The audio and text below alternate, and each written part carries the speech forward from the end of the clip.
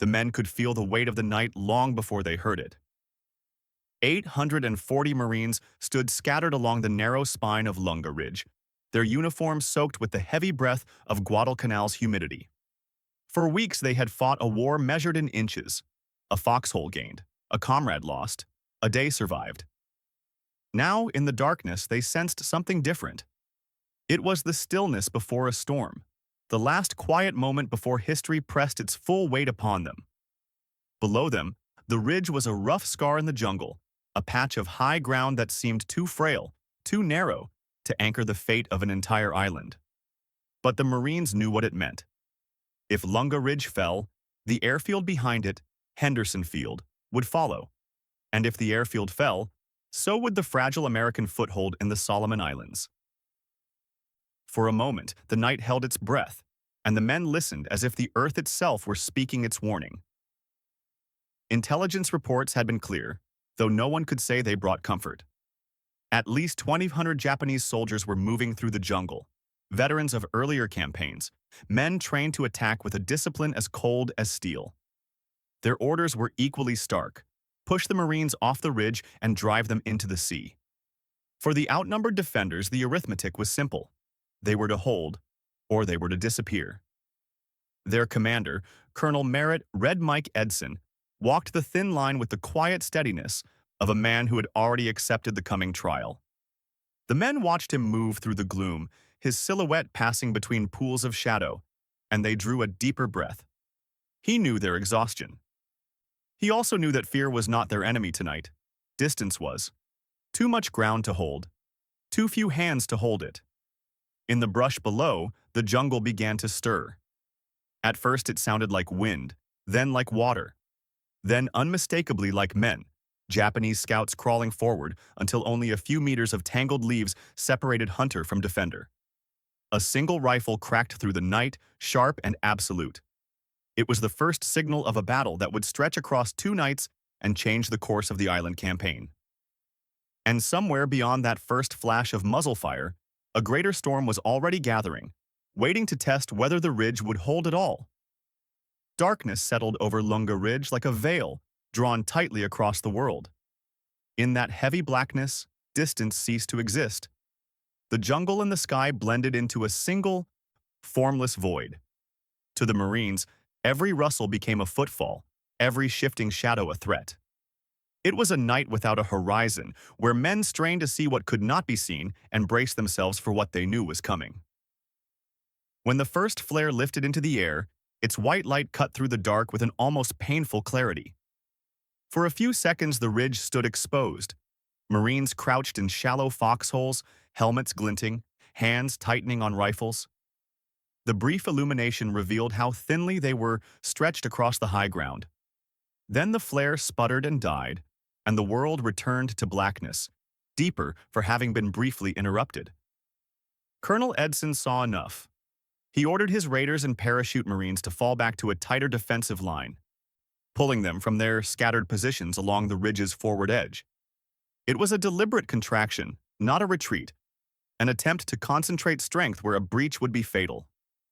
The men moved quickly and silently, guided by instinct and the faint outlines of familiar ground. By the time they settled again, they understood they were preparing for a more focused storm. Meanwhile, the Japanese advance continued with a confidence shaped by faulty assumptions.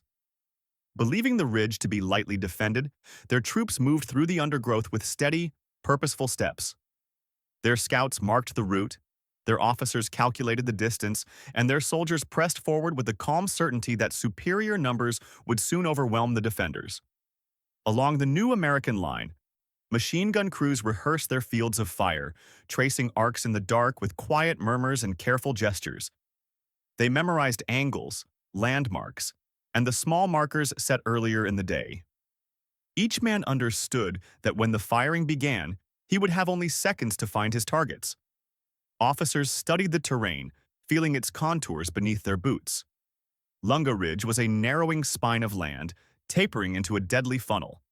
If the Japanese forced their way into that narrow point, the Marines would have no room to maneuver. The first wave struck without warning, a sudden eruption of rifles and shouted commands cutting through the night. It was the beginning of a coordinated assault that would test every inch of the line and reveal where the ridge was truly vulnerable. The first mortar shells arrived with a low, mournful whistle, rising from the jungle floor and arcing into the black sky before dropping onto the ridge in bursts of earth and fire. Each explosion tore open pockets of light, revealing fragments of men and shattered foliage before fading again into darkness. It was the Japanese attempt to soften the Marine positions, to weaken a line they believed was already fraying. But the ridge held, absorbing the shock with the grim patience of men who understood that this was only the prelude. The Marines answered with controlled volleys, their fire deliberate rather than hurried. They knew their ammunition was limited, and each rifle shot was measured, timed, and placed with the restraint of practiced discipline. Short, coordinated bursts echoed along the ridge, forming a pattern of resistance that signaled neither panic nor retreat. In the brief flashes created by the muzzle fire, the men saw only the outlines of their brothers, steady and silent in the shallow trenches they had carved into the hillside. To the south, a Japanese company attempted to flank the ridge, moving through a line of dense brush that had seemed passable on reconnaissance maps. But the jungle clung to them like a living barrier. Branches snagged uniforms, undergrowth swallowed their footing, and the darkness made their formation collapse into scattered clusters of men. Their advance slowed, then stalled entirely, leaving them exposed to a landscape they could no longer command. Watching through the dim light, a Marine machine gun team remained stone still, waiting for the right moment. They heard the Japanese approach long before they saw them, the soft thud of boots, the quiet murmur of orders passed from soldier to soldier. The team held their fire until the enemy closed to within 20 yards, a distance so small that the attackers were nearly upon them. When the guns opened, the ridge erupted. Entire ranks fell in seconds, cut down before they could comprehend how close they had come. Colonel Edson watched the unfolding battle with a calm that belied its violence. In the relentless determination of the Japanese assaults, he recognized the scale of the storm gathering around them. These were not probing attacks. They were the first strokes of a larger design. The ridge survived the night without a breakthrough, but not without revelation. The Marines now understood that everything they had faced so far was only the beginning, and the second night would decide whether any of them would see the dawn at all. In Tokyo and Rabaul alike, Japanese planners viewed Guadalcanal through a lens that had not yet adjusted to the new reality of the Pacific War. They saw the Marines on the island as inexperienced, scattered, and weakened by illness. Reports described men living on half rations, exhausted by weeks of continuous fighting, and surrounded by a jungle that seemed more likely to finish them than any opposing army. Within the Japanese command, this impression hardened into certainty. The American line would not withstand a determined blow. Colonel Kiyonao Ichiki's earlier failure on the island only deepened that conviction. Ichiki had attacked with a pride shaped by earlier triumphs in China, believing that discipline and speed would shatter an enemy he thought inferior. Instead, his regiment was nearly annihilated at the Ilu River. To many Japanese officers, this was a humiliation that demanded redress. Restoring honor required a victory decisive enough to erase the memory of that defeat, and the ridge above Henderson Field appeared to offer that opportunity. Into this landscape arrived the fresh troops of the Kawaguchi Brigade, men seasoned by campaigns across Southeast Asia, where swift victories had become a familiar rhythm. They moved with the confidence of soldiers who had rarely met an opponent capable of resisting a night assault. Their reputation was built on audacity, and their training emphasized the kind of aggressive offensive action that turned darkness into an ally rather than an obstacle. When ordered forward to seize Lunga Ridge, they did so believing they were marching toward another inevitable success. The doctrine guiding them left little room for hesitation. Japanese infantry strategy of the period stressed the shock effect of coordinated night attacks, a sudden surge of movement and steel designed to overwhelm before defenders could react.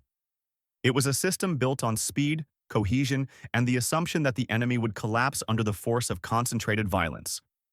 On the ridge ahead, they imagined defenders who would break quickly, leaving the path open to the airfield beyond.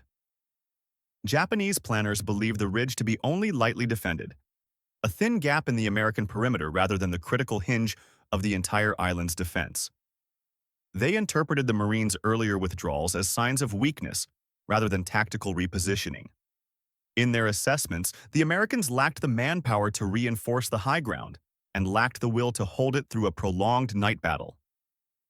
It was a misreading shaped by incomplete intelligence and reinforced by their own assumptions of superiority. Officers promised their soldiers a swift night attack, one that would sweep aside the defenders and bring the Guadalcanal campaign to a close.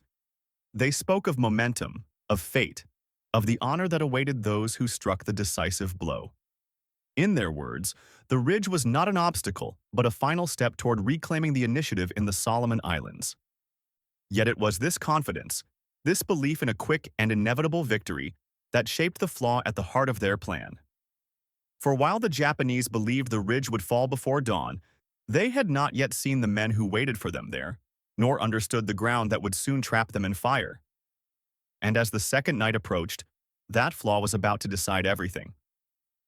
The Marines understood the mathematics of the ridge, and they did not bother to argue with it. They were outnumbered, outgunned, and cut off from the full weight of American supply. Yet within their lines there was no sense of collapse. Instead, a quieter truth settled among them. Numbers could be beaten by discipline. It was the one resource they possessed in full measure, earned through weeks of attrition and held now with a firmness that refused to weaken. What the Japanese saw as vulnerability, the Marines regarded as the simple reality of their position. They would not meet the night with fear. They would meet it with preparation. Edson's raiders drew on a memory few other units in the Pacific could match. They remembered Tulagi and the brutal days that followed, where they had fought in close quarters against an enemy who did not retreat. That experience forged a professionalism grounded not in bravado, but in the hard knowledge of what war demanded. These men did not imagine themselves invincible. They simply knew how to stand fast when others might falter.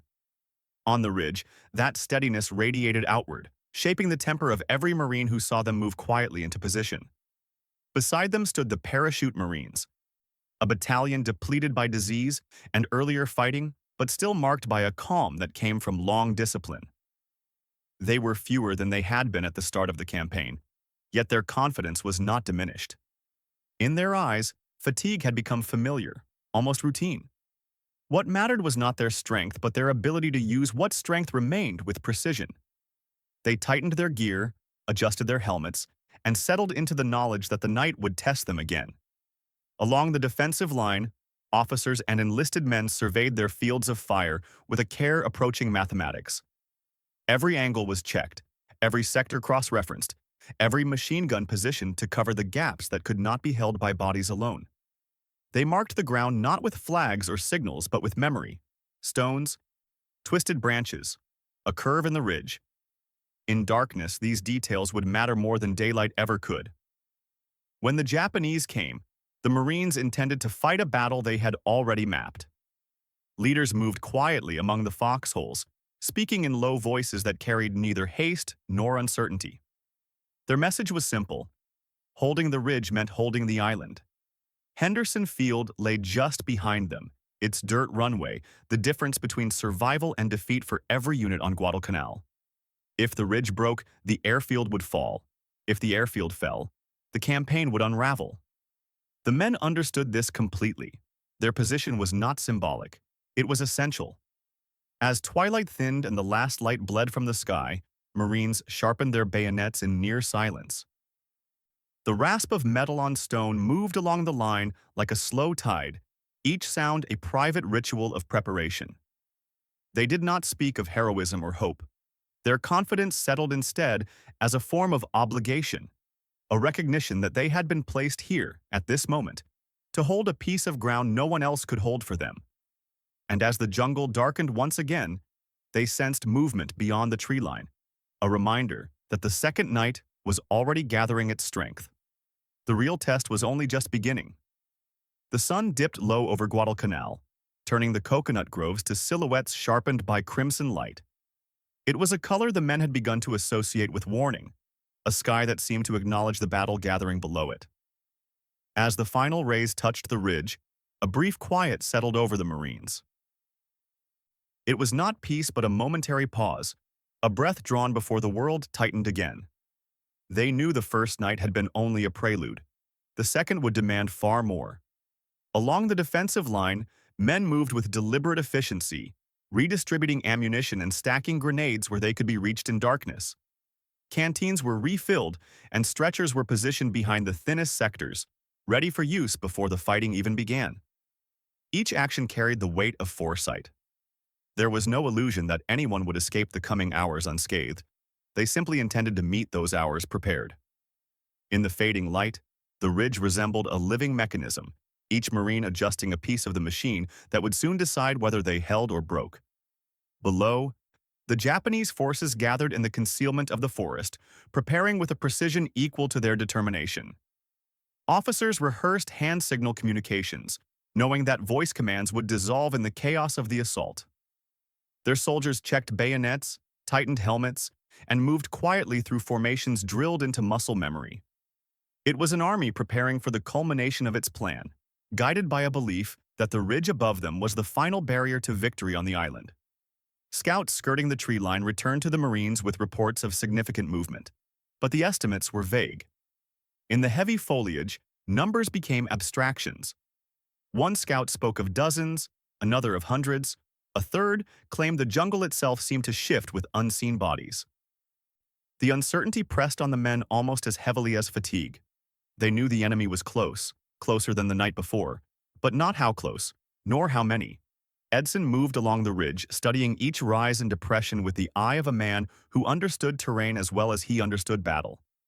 The first night had revealed weaknesses, exposed where the line stretched too thin and where the ground offered little cover. After a moment of still deliberation, he issued a final adjustment. The entire force would contract to the crest of the ridge, abandoning forward positions to form a tighter, more defensible line. It was a decision made not from caution, but from calculation.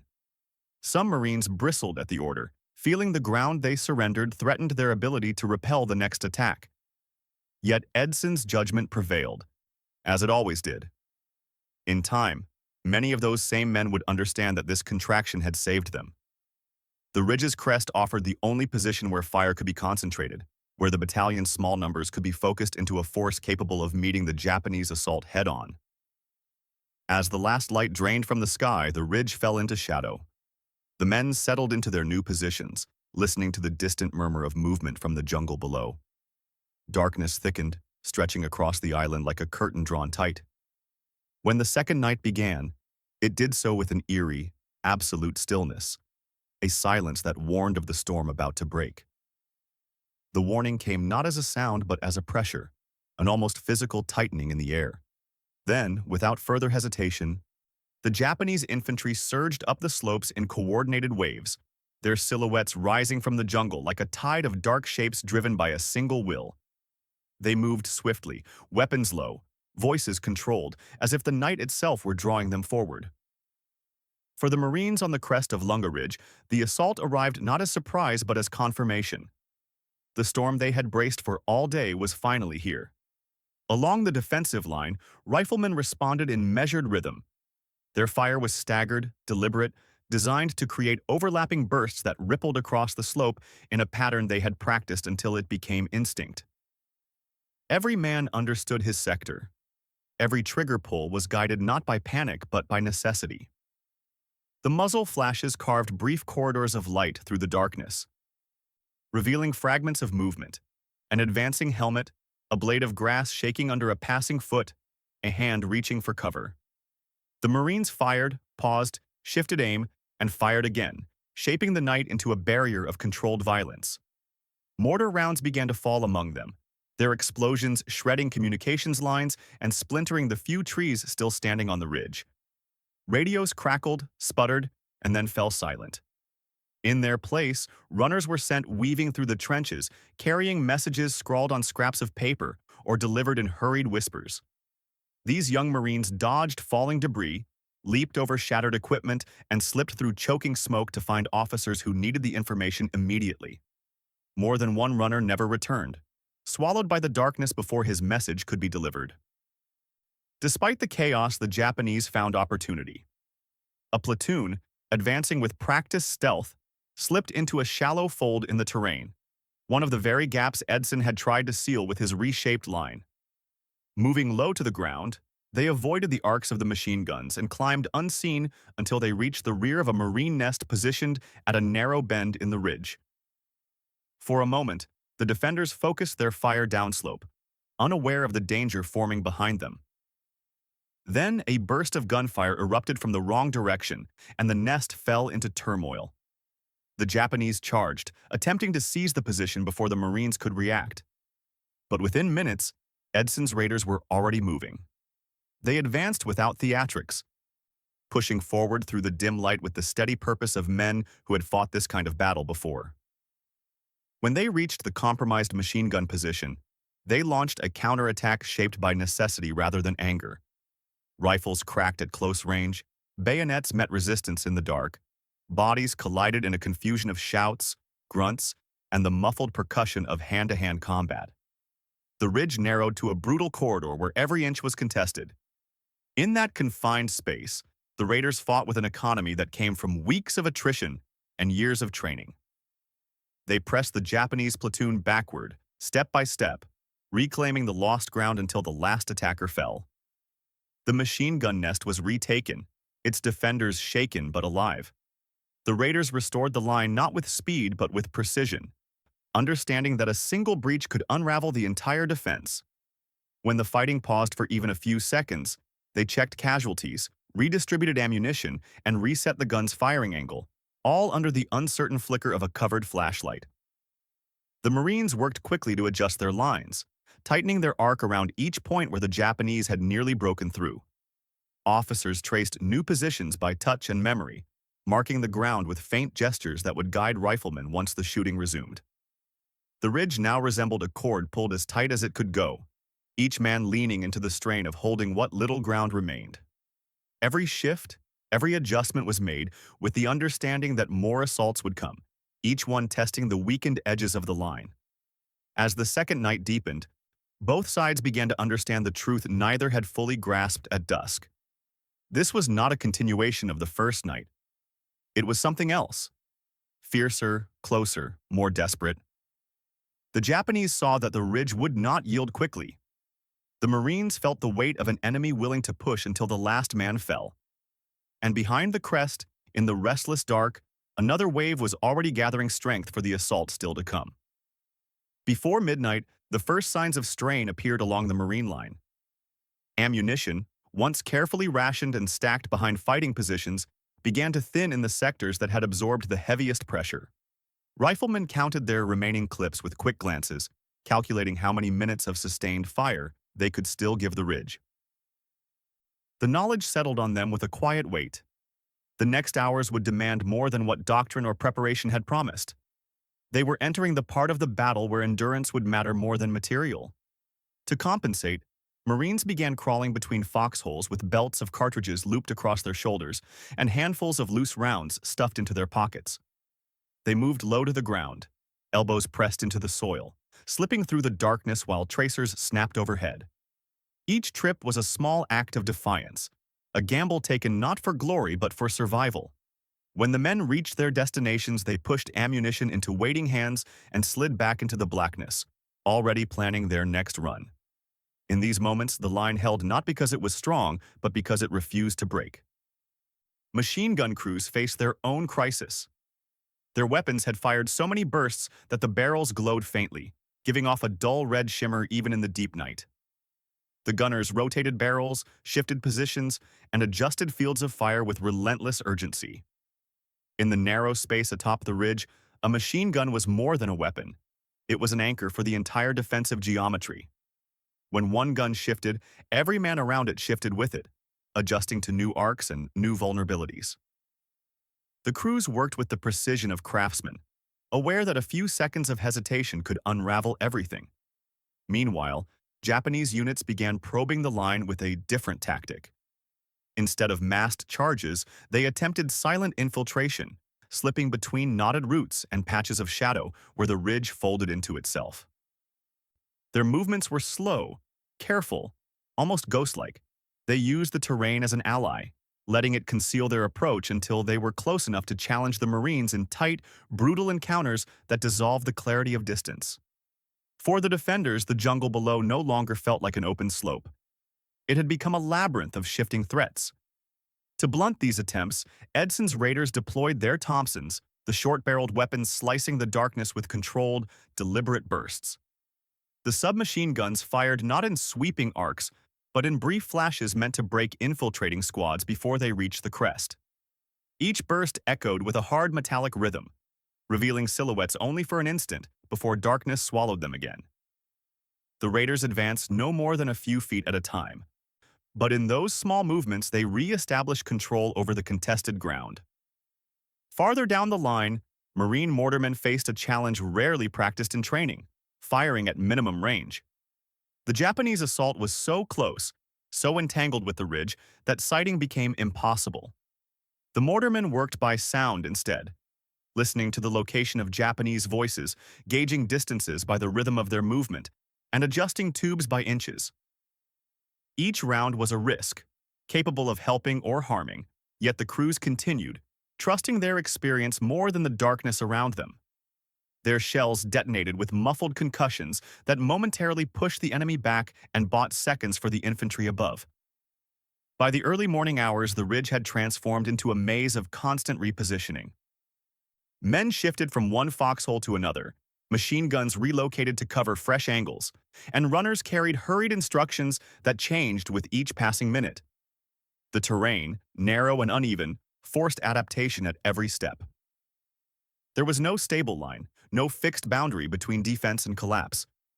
Instead, the Marines fought along a razor's edge, improvising with each breath, shaping their defense from instinct, memory, and sheer endurance. And as the night stretched on without revealing its end, the men sensed that the next major assault was already forming somewhere in the jungle below, gathering strength, waiting for the moment to rise toward the ridge once more. By 2 a.m., the Marine line had contracted to the narrowest stretch of high ground on Lunga Ridge, a place the men began calling the Razorback. It was little more than a thin spine of earth, steep on both sides, exposed to any force strong enough to climb its flanks. Here, the battalion made its final stand. There was no room for depth, no fallback position, no hidden reserve. Every rifleman stood in the foremost line simply because there was nowhere else to stand. The ridge had funneled the entire battalion into a single fragile thread. Colonel Edson moved along this thread with a calm that seemed almost out of place amid the chaos. He spoke not in commands, but in steady, measured sentences that carried the weight of certainty. "Hold here," he told them, or "Wait for my signal."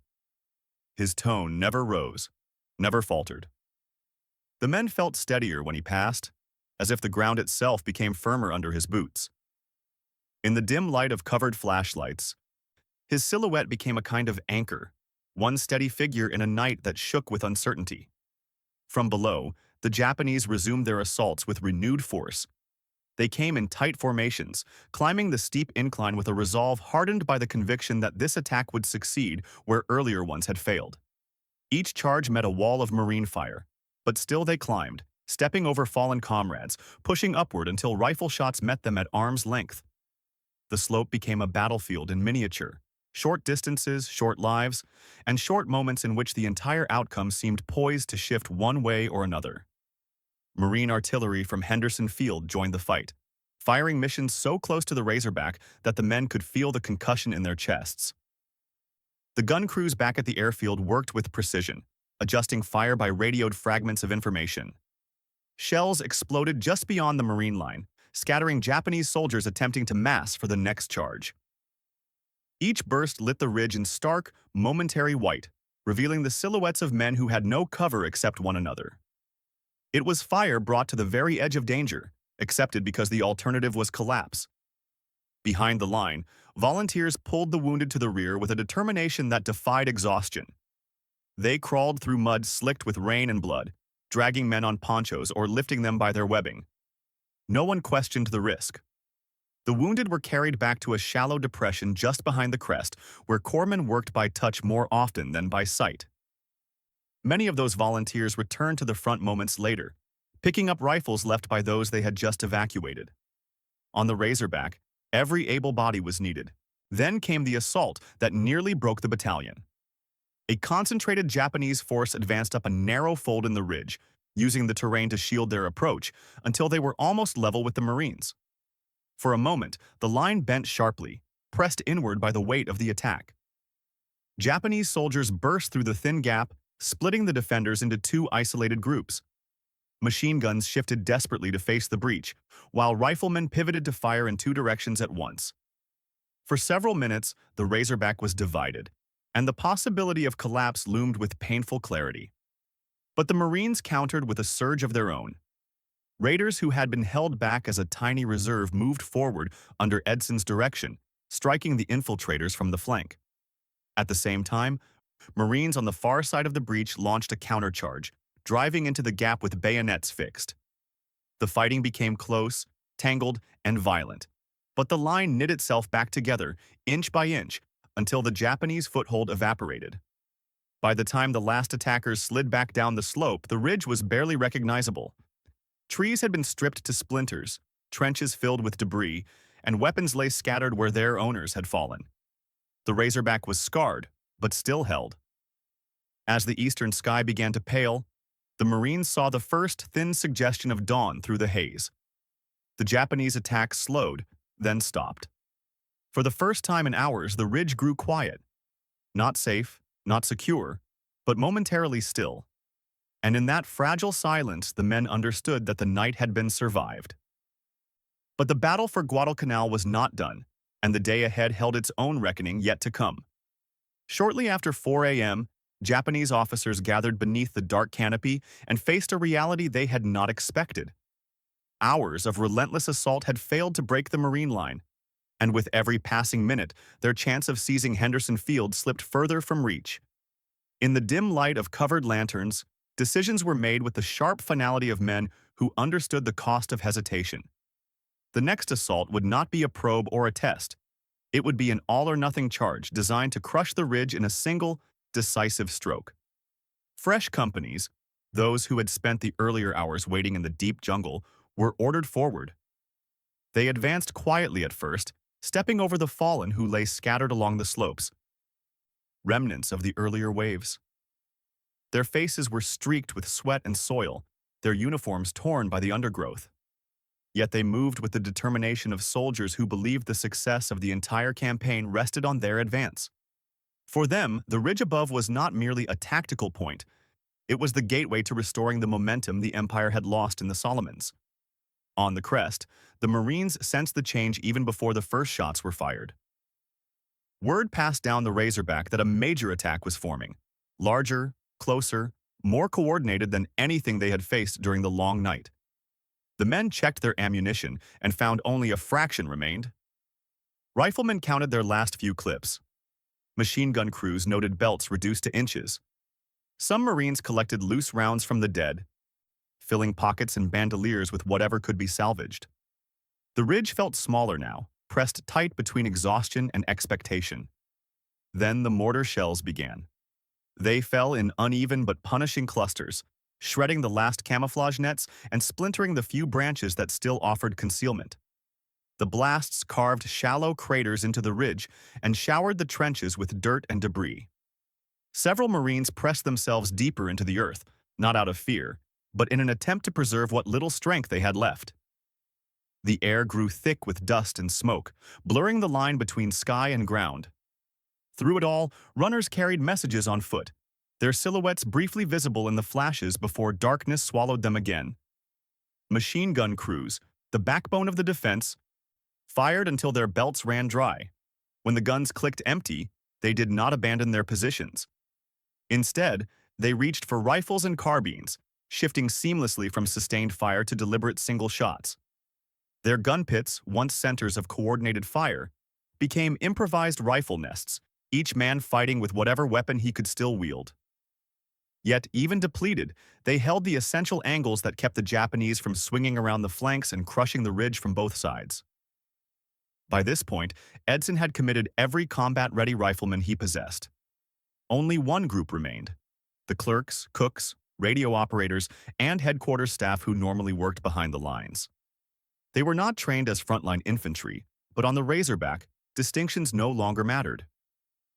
Edson moved to them personally, issuing weapons and placing them into gaps where the line had thinned to a handful of exhausted men. Their presence did not swell the ranks so much as fill the empty spaces with the will to continue. These rear echelon Marines stood shoulder to shoulder with Raiders and Parachute Marines, forming a single unbroken front. Moments later, the jungle below erupted with sound. The largest Japanese assault of the entire battle surged forward, its scale visible even in the fractured moonlight. Hundreds of soldiers emerged from the tree line at once, their advance marked by a rising chorus of shouts and the flash of steel.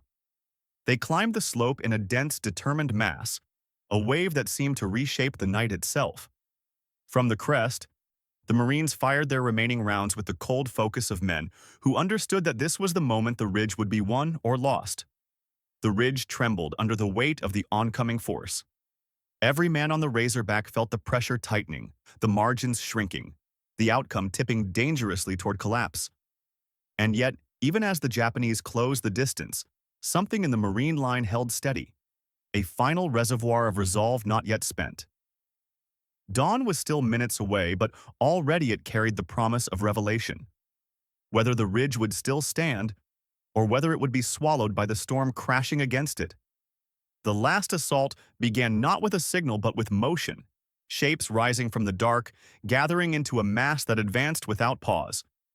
Japanese troops charged in near-continuous waves, climbing the blood-slicked slopes with a determination hardened by desperation. They came so close that grenades arced between the two lines in both directions, their explosions lost in the roar of battle. The Marines on the crest felt the ridge tremble under the force of the oncoming weight, as if the earth itself braced for the impact. At the forward foxholes, ammunition dwindled to the final magazines. Rifles were fired until bolts clicked empty, and then the fight changed shape. Marines met the attackers with bayonets, swinging entrenching tools, knives, and whatever else their hands could hold. The struggle became personal, silhouettes colliding in the brief, sharp flashes of muzzle fire and grenade bursts. Men fought at distances so small that breath and sweat mingled in the humid air, each movement a calculation of survival. It was combat stripped to its most elemental form, where training ended and instinct carried on. Behind the crest, artillery crews at Henderson Field worked under the pressure of impossible requests. Marine officers on the line called for fire missions at maximum elevation, directing shells to fall almost vertically onto the slopes of the ridge. It was a technique seldom used and always dangerous, but the conditions demanded it. The guns thundered across the airfield, their blasts sending rounds high into the pre-dawn sky.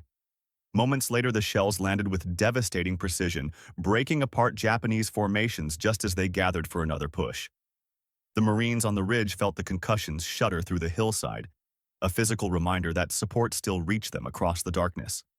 One machine gun crew, positioned at a narrow bend where the ridge dipped toward the jungle, refused every order to fall back. Their gun was the only weapon covering a vulnerable approach, and withdrawing would open a gap that the Japanese could exploit.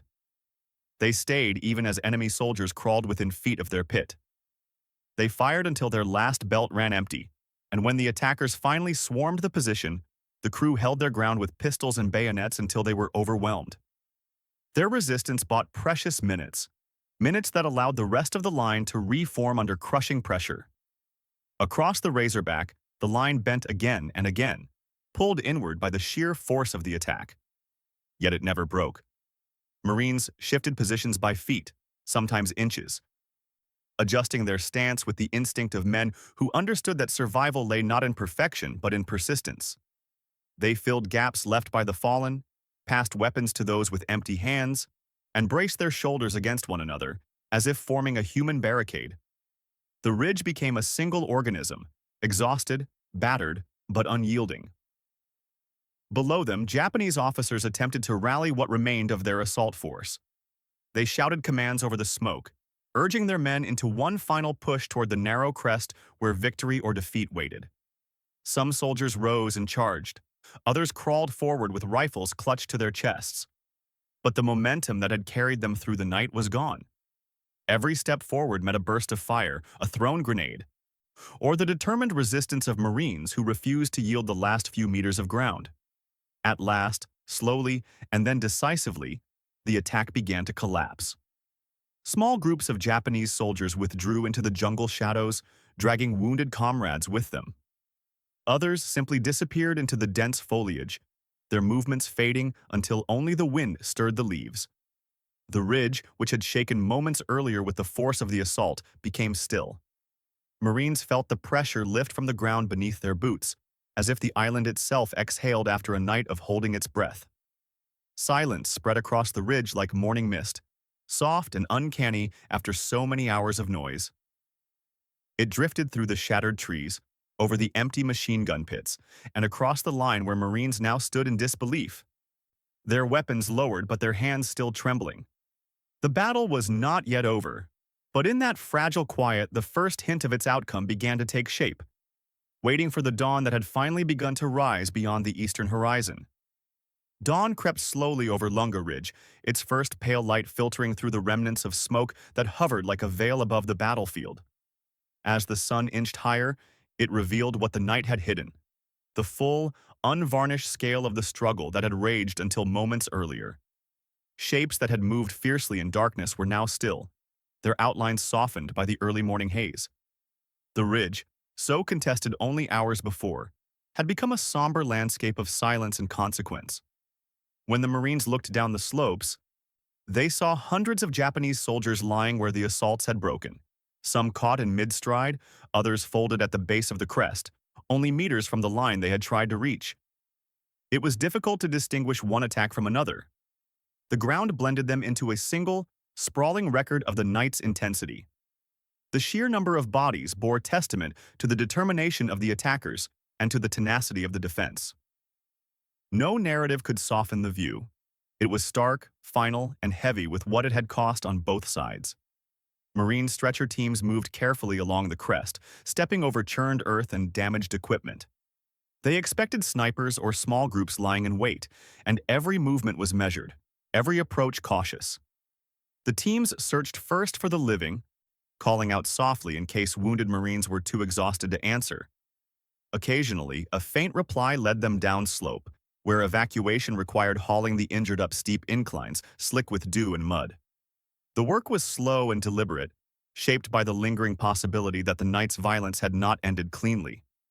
Below, scattered Japanese survivors drifted back toward the tree line in small broken groups. Some limped on makeshift crutches, others leaned on comrades or simply disappeared into the forest shadows without looking back. There was no coherence to their retreat. The formations that had charged up the ridge in disciplined waves had dissolved into individual journeys, each man guided by instinct rather than command. The weight of their failure was visible even from a distance, not in gestures or expressions, but in the slow, resigned cadence of their movement. Colonel Edson walked the ridge with a quiet heaviness, taking in the ground his men had defended through the long night. He paused often, not out of fatigue, but to register what the battalion had endured. He stepped around empty shell casings, broken rifles, and torn webbing. He knelt beside foxholes where Marines sat slumped in silence, their eyes following him not for orders but for reassurance that the ordeal had truly passed. Edson nodded to each man he met, a small, wordless acknowledgement of effort and sacrifice. His presence carried the stillness of someone who understood that victory, when bought so dearly, brought little sense of triumph. Above the ridge, a new sound entered the morning. The low, steady drone of aircraft. Pilots from Henderson Field circled overhead, flying slow reconnaissance passes as the sun climbed higher. From the air, they saw what the Marines could only glimpse from the ground, a wide, unmistakable panorama of the night's fighting. The slopes were etched with the patterns of repeated assaults, the impact craters, and the bodies that marked the Japanese routes upward. Pilots who had supported the battle with artillery spotting felt the connection deepen as the ridge revealed itself in full daylight. They banked their aircraft gently, as if paying silent respect to the men below. For the Marines, the realization settled gradually. They had held the ridge, not by width or numbers but by inches, instinct, and the force of their collective will. What they defended was more than the narrow spine of ground beneath their boots. Lunga Ridge was the shield that protected Henderson Field. And Henderson Field was the lifeline that kept the Guadalcanal campaign alive. Had the line broken, the airfield would have fallen. Had the airfield fallen, the Solomons might have slipped beyond reach. As the sun rose fully above the horizon, the ridge brightened, revealing its scars with greater clarity but also its significance. The men understood, without speeches or ceremony, that the battle had shifted the course of the campaign. What they had endured ensured that the island would remain contested, its outcome still undecided but no longer doomed. And somewhere beyond the tree line, where the last echoes of the night faded into jungle quiet, a new phase of the struggle waited to begin. In the days that followed, as the ridge settled into an uneasy quiet, the scale of what had occurred slowly came into focus. Reports from the front, collected by officers and intelligence teams, estimated that roughly 2,500 Japanese soldiers had thrown themselves at the crest across 2 consecutive nights. It was a number that felt unreal to the men who had stood there, an abstract magnitude that only partially hinted at what they had faced in the dark. Yet as the figures accumulated, the shape of the battle sharpened. A small Marine battalion had endured the concentrated force of an entire brigade. The count of Japanese dead began as a rough approximation and gradually hardened into a sobering tally. Patrols moving along the slopes marked each fallen soldier, noting positions that traced the flow of the assaults. Bodies clustered in the folds of the terrain, scattered in ragged lines up the incline, and gathered in dense concentrations near the final meters of the crest. When the numbers were compiled, they revealed at least 1,214 Japanese dead around the ridge. Many had fallen only a few strides from the Marine line. The ground itself seemed to hold the memory of how fiercely the attackers had pressed. Against this, the defenders numbered only 840 men, raiders, parachute Marines, and headquarters staff who had taken up rifles in the final hours. Many of them fought while wounded, others while so exhausted they barely recalled moments of the battle. Their strength had not come from reserves or reinforcements, but from the discipline that bound them together in the narrowest margin of survival. In retrospect, the arithmetic defied common expectation. But on the ridge, numbers had been overshadowed by necessity. When senior commanders reviewed the reports, several paused at the ratio. More than 3 attackers for every defender, all concentrated on a piece of ground small enough to cross in less than a minute at a sprint. What struck them was not simply that the line had held, it was how thinly it had done so. A few positions lost, a handful of machine guns overrun, a single miscalculation in the placement of the final defensive arc. Any one of these might have tipped the battle toward disaster. Instead, a fragile collection of foxholes and battered Marines had resisted an assault of extraordinary scale. In the weeks that followed, the ridge became more than a location. It became a symbol of what disciplined defense could achieve when stretched to its limits. Officers spoke of it in briefings. Younger Marines heard fragments of the story in conversations around mess tables. The name Edson's Ridge began to circulate unofficially, carried not by formal orders but by the quiet recognition of what had been accomplished there. The ridge was narrow, but its legacy widened quickly across the island. Yet for the survivors, articulating what the nights had felt like proved more difficult. Some described moments in clear, precise detail.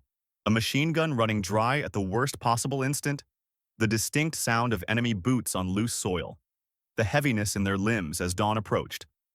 Others struggled to speak at all, their memories fragmented by exhaustion and the abrupt shifts between terror and resolve. Many simply said the same thing when asked. It had been dark, close, and unrelenting. Words failed to match the experience. Within weeks, the battle entered Marine Corps legend. Not because the defenders had been flawless, most admitted privately that the line had come close to breaking, but because they had held when breaking would have meant losing the island. The story spread through the ranks, carried by those who understood that what happened on the ridge had preserved Henderson Field, sustained the Guadalcanal campaign, and shaped the course of the Pacific War. But even as the legend grew, the men who fought there knew the deeper truth. The ridge had been saved by inches, decisions made in the dark, and a resolve that had no guarantee of survival. And beyond the horizon, the campaign was far from over. More trials waited in the jungle, already forming beyond the limits of the morning light. In the immediate aftermath of the battle, the strategic significance of the ridge revealed itself with unmistakable clarity. By holding that narrow crest, the Marines had secured Henderson Field, the airstrip whose survival determined whether American aircraft could dominate the skies above the Solomons. As soon as the field resumed operations, squadrons of Wildcats and Dauntlesses lifted into the air, ready to strike Japanese shipping lanes and isolate enemy forces scattered across the region. Air superiority, once precarious, now began to tilt decisively toward the United States. For Japanese planners, the consequences were equally stark. The two-night assault had been built on the belief that a concentrated attack could overwhelm the American perimeter. Instead, the cost of the failure forced a painful reassessment. Reports flowing back to Rabaul detailed the heavy casualties of the Kawaguchi Brigade and described the formidable resistance encountered on terrain believed to be weakly held. Senior officers, studying the results, reconsidered the doctrine of frontal night assaults that had served them well in earlier campaigns. Guadalcanal showed that such tactics, when applied against a prepared enemy backed by artillery and air power, could lead to devastating losses without achieving operational goals. The destruction of the Kawaguchi Brigade had long-term repercussions. Many of its soldiers were among Japan's most experienced jungle fighters, veterans whose absence would be felt in every subsequent attempt to retake the island. Without their strength, the Imperial Army lacked the manpower to mount another coordinated assault of comparable scale. Reinforcements would come in the months ahead, but never again with the same cohesion, confidence, or numerical weight. Edson's stand had not only held a ridge, it had broken a key component of Japan's offensive arm. When fresh American units arrived later in the campaign, they found a front stabilized in large part by what had happened on the Razorback. The Marines who had survived the ordeal retained their positions and passed on knowledge shaped in the crucible of night fighting. New regiments, better supplied and supported, fell into a defensive line no longer in danger of immediate collapse. The precarious early days on Guadalcanal had given way to a growing sense of control. The ground that had seemed on the verge of being lost was now firmly defended. For historians, the battle on the ridge would become the psychological turning point of the Guadalcanal campaign. It demonstrated that the Americans could withstand the full force of a Japanese assault and that the Japanese, for all their discipline and determination, could fail despite overwhelming numbers. The ridge became a measure of resolve, a place where the balance of belief shifted. After Edson's stand, the question was no longer whether the Marines could endure, but whether Japan could continue to expend such costly attacks. The lesson extended far beyond the island. Both armies learned that determination alone could not overcome a prepared defense, supported by accurate fire and carefully planned fields of fire. The Marines had proven that discipline, terrain, and timing could nullify even the fiercest frontal attacks. The Japanese, in turn, recognized that their earlier successes in Southeast Asia could not be replicated when the enemy fought from fortified positions with substantial support. Guadalcanal changed the calculus of offensive planning for both sides. In the broader view of the Pacific War, the ridge marked a subtle but irreversible shift. With Henderson Field secure, American operations in the region gained momentum. Supply convoys could be protected, air raids could disrupt Japanese reinforcement efforts, and the island gradually transformed from a contested foothold into a forward base. The defensive victory on a narrow strip of land reverberated outward, influencing decisions made in Washington, in Tokyo, and across the Pacific's scattered island chains. Edson's stand did more than save a battalion or preserve an airfield. It altered the trajectory of a campaign and, with it, the wider strategy of the war. And yet, even as these consequences unfolded, the next chapter of the struggle on Guadalcanal was already forming beyond the jungle's edge, waiting to test the resilience forged on the ridge.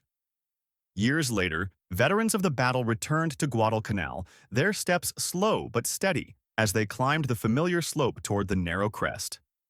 The jungle had grown back in the intervening decades, softening the edges of the ground they once defended with every ounce of strength they possessed.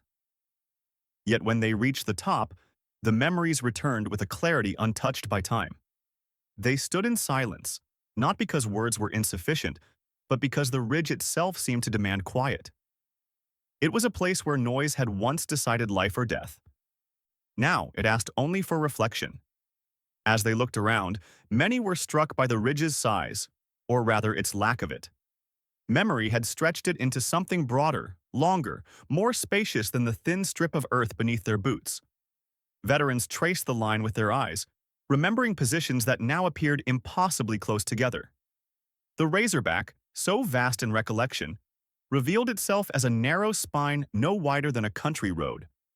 And yet, despite its smallness, it carried the weight of thousands of men, their decisions, their fears, and their resolve. If anything, its modest scale only deepened their wonder that it had held at all. In the telling of the battle, Edson's raiders were often praised for courage, but the men who fought there knew their reputation rested on something more disciplined. They remembered the rehearsed fields of fire, the quick adjustments under pressure, and the way small groups acted independently when the line threatened to unravel. They spoke not of heroics but of practiced habits, checking angles, redistributing ammunition, shifting positions by inches. Courage had been present, undeniably, but it was discipline that kept the ridge from collapsing when the night pressed hardest. The veterans also acknowledged the enemy they had faced. Japanese soldiers had fought with a determination that bordered on self-denial, attempting again and again to climb the slopes in the face of fire that should have stopped them. Their bravery was evident even in defeat. What failed them was not their resolve but the assumptions of those who had sent them into the attack. Faulty intelligence had promised them a lightly held ridge. Doctrine had assured them that a night assault would break the American line.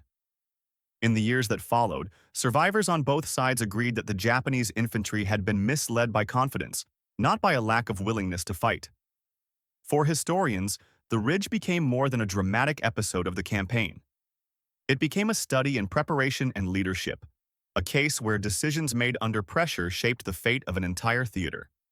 Edson's choice to withdraw to the crest before the second night, the careful placement of machine guns, the coordination with artillery, all stood as lessons in using terrain and discipline to negate superior numbers. Conversely, the Japanese assault underscored the danger of overconfidence, a belief in predetermined victory that left little room for adaptation when the unexpected occurred. The battle's outcome reflected not only strength but the cost of miscalculation. In retrospect, the 2 nights on the ridge reshaped the Pacific more profoundly than either side had anticipated. Had the Japanese seized the crest, Henderson Field would likely have fallen, altering the momentum of the Guadalcanal campaign, and by extension, the wider course of the war. Instead, the ridge held. With it held the airfield, the island, and the fragile thread of American initiative that would soon widen into a strategic advance across the Solomon Islands. Looking back, veterans recognized that their defense had been one of those rare events where a small patch of ground exerted an influence far beyond its size. Standing at the crest decades later, the men who had survived the battle understood the irony that history would remember best. The ridge was never supposed to hold. It was too narrow, too exposed, too heavily attacked. Yet hold it did, shaped not by ideal conditions but by decisions made in darkness and by men who refused to yield the final few meters of earth. They let themselves be surrounded on a narrow ridge, one veteran said softly, looking out across the slopes where thousands had fought. And in 2 nights, they changed the war forever.